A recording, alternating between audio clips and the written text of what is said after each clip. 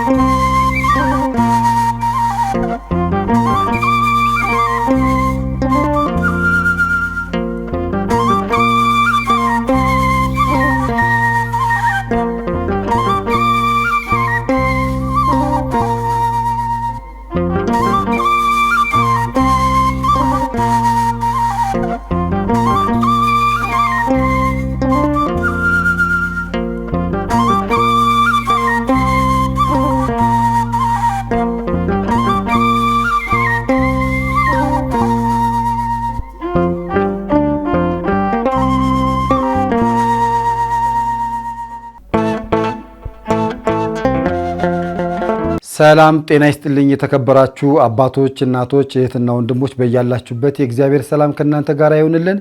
የእማማ ዝናሽ የበጎ አድራጎት ድርጅት 3 ስራዎችን ይሰራል። አቅመ ደካሞች ምገባ ይመግባል፣ የአቅመ ደካሞችን ቤት ያድሳል፣ እንደዚሁም ደግሞ የአቅመ ደካሞችን ገላጥቦ እናንተ የሰጣችሁን ልብስ ይለብሳል። ስለዚህ በዚህ መሰረት እናንተ እንድታግዙን በእግዚአብሔር ስም አደራችሁን እንላለን። በቀን ከ1000 በላይ ነዳያን ስለምንመገብም እናንተ ደግሞ በነፍስ ይማር መንፈሳዊ በዓላት ስታከብሩ፣ እንደዚሁ ልደት ስታከብሩ፣ ማንኛውም ዝግጅት ሲኖራችሁ ነዳያን በመመገብ ታደርጉልን ዘንድ በሕያው እግዚአብሔር ስም አደራ እንላለን። እዚህ ጋር በተጠቀሱት 3 ስልክ ቁጥሮች እየደወላችሁ ማዘዝ ትችላላችሁ። የጠበባችሁ የሰፋችሁ ፋሽኑ አለፈበት የምትልብቱም አልባሳት ካለ በመለገስም እንድተባበሩን የአቅመ ደካሞች ቤት መስሪያ ማትሪያሎችንም ታግዙን ዘንድ በሕያው እግዚአብሔር ስም አደራ እንላለን። ሰላማችሁ ይብዛል።